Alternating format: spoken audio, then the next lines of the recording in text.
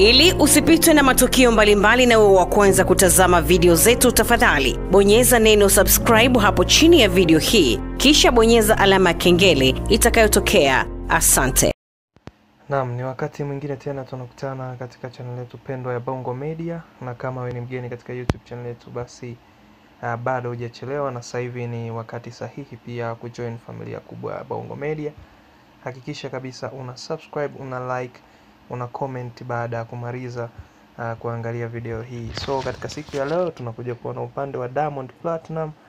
Anazidi kuiheshimisha tasnia ya muziki na kuifikisha mbali, japo ukija kuangalia katika upande wa Afrika kwa sasa ameweza take over, na baada ya harusi ya Juksi basi ameweza kujipatia umaarufu zaidi na zaidi na zaidi.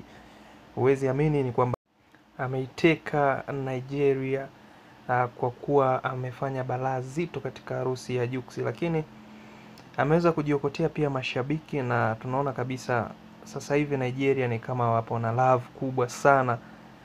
Bongo na East Africa kiujumla wameonekana ni watu kuwa supportive, lakini pia tunakuja kuona kabisa Diamond kwa sasa anaenda kujiongezea nyadhifa kubwa sana katika swala la muziki. Kwa kama tunavyofahamu hapo nyuma aliweza kusema kwamba kwa sasa yahitaji kushindana na watu wa ndani ya nchi yake bali ni nje ya nchi yake.